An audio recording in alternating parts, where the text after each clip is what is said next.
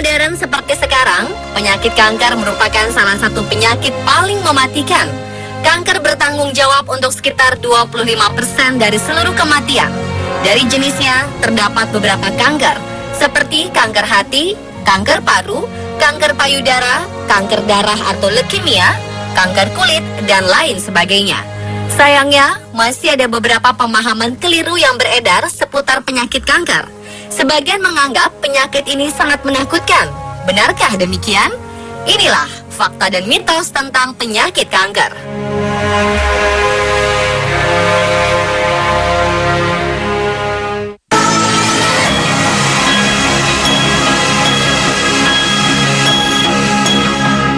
Kanker dikenal sebagai penyakit masyarakat modern. Gaya hidup yang serba instan dan semakin luasnya penggunaan bahan-bahan kimia membuat penyakit kanker menjamur hingga menjelma menjadi salah satu penyakit paling mematikan di dunia. Namun benarkah kanker adalah penyakit era modern? Faktanya, kanker sudah ada sejak lama. Hanya saja pada masa lampau tidak dikenal istilah kanker. Beberapa ilmuwan Mesir dan Yunani pernah mendeskripsikan beberapa penyakit yang ciri-cirinya serupa dengan kanker. Fakta ini semakin diperkuat ketika seorang ilmuwan bernama Michael Binder menemukan kerangka tulang manusia berusia 3.200 tahun yang menderita penyakit kanker. Tulang belulang ini diperkirakan milik seorang pria berusia antara 25 hingga 35 tahun. Dalam tulang tersebut ditemukan bukti metastasis penyakit kanker jinak yang menghinggapi beberapa organ sekaligus. Metastasis adalah proses ketika sel kanker melepaskan diri dari induknya dan menyebar ke organ tubuh lain melalui pembuluh darah. Belum dapat dipastikan bahwa kanker penyebab kematian manusia pemilik kerangka tersebut. Namun jejak kanker pada korban ditemukan di tulang selangka, tulang belikat, tulang leher, lengan, tulang rusuk, dan tulang pinggul.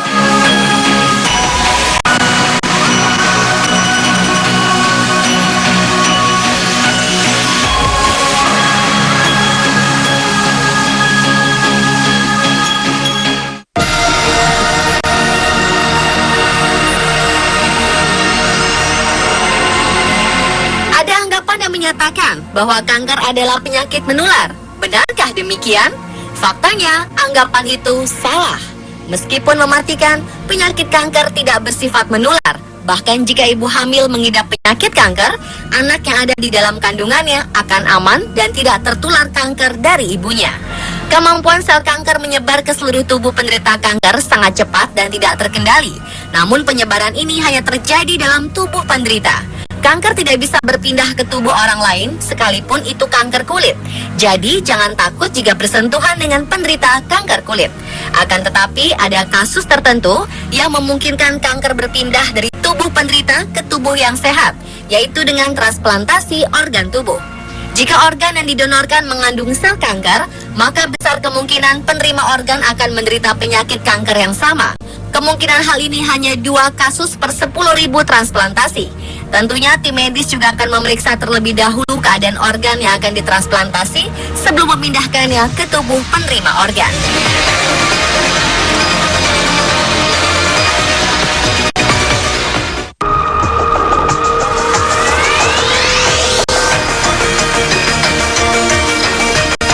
Sebagian besar penderita penyakit kanker mengalami kerontokan pada rambutnya. Keadaan ini menimbulkan persepsi bahwa kanker menyebabkan rambut rontok. Pemahaman ini ternyata keliru.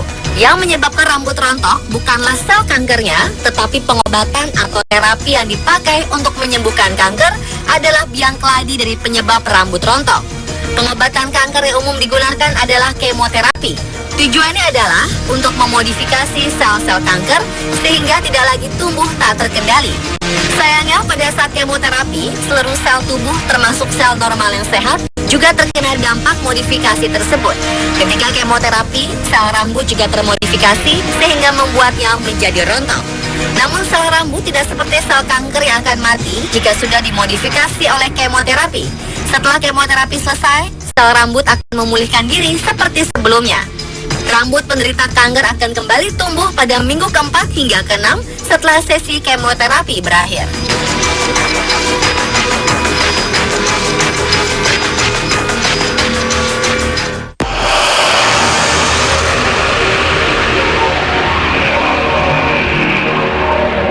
Menurut para peneliti kanker adalah mutasi atau kerusakan genetik dalam tubuh manusia. Kerusakan genetik ini bisa berasal dari faktor eksternal seperti sinar radiasi matahari, polusi, asap rokok, asupan makanan, dan gaya hidup. Selain faktor eksternal, kerusakan genetik juga bisa didapat dari pewarisan gen yang rusak sejak lahir. Tidak semua kanker bersifat mewariskan. Berdasarkan penelitian yang melibatkan 8 juta orang beserta orang tuanya, ada beberapa jenis kanker yang dapat diturunkan dari orang tuanya kepada anaknya. Antara lain, kanker kulit, kanker paru-paru, kanker payudara, kanker prostat, kanker kandung kemih, dan kanker kolon. Selebihnya disebabkan oleh faktor eksternal. Namun jumlah kanker yang bersifat diturunkan sangat jarang terjadi. Kita bisa mengetahui apakah dalam satu keluarga terdapat penyakit kanker yang bersifat menurun dengan mengetahui umur penderita saat divonis kanker dan jumlah anggota keluarga yang terkena kanker. Kanker umumnya ditemukan pada usia di atas 60 tahun, karena pada umur tersebut akumulasi paparan lingkungan dan metabolisme radikal bebas sudah bertumpuk dan menimbulkan kerusakan gen.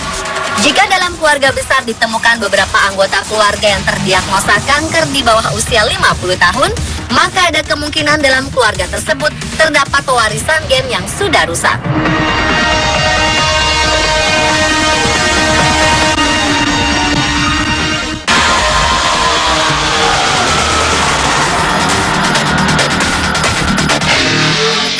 Bagaimana rasanya jika Anda ketinggalan ponsel? Mungkin saat itu menjadi hari paling membuat Anda tidak tenang. Zaman sekarang, ponsel menjadi salah satu barang yang tidak pernah jauh dari manusia. Setiap saat, dimanapun, ponsel selalu setia di tangan pemiliknya. Tetapi ada beberapa orang yang takut terhadap ponsel, karena radiasinya dinilai bisa menyebabkan kanker. Rupanya, anggapan ini bukan mitos belaka. Tanpa sadar, kedekatan kita terhadap ponsel juga bisa membahayakan diri kita. Sebuah panel ilmuwan terkemuka mengungkapkan radiasi telepon seluler bisa menjadi agen penyebab kanker otak. Dari hasil penelitian, paparan radiasi ponsel saat digunakan untuk menelpon bisa memicu kanker otak. Dampak radiasi ponsel ini memang bersifat jangka panjang, karena tidak secara langsung merusak DNA dalam tubuh kita. Tetapi ada baiknya kita mengurangi peluang paparan radiasi tersebut masuk ke dalam otak kita. Gunakan headset pada saat menelpon. Jika tidur, jangan gunakan ponsel sebagai alarm untuk membangunkan tidur. Jauhkan ponsel dari kepala Anda, atau lebih baik menonaktifkan ponsel selama kita tidur agar tidur kita lebih berkualitas.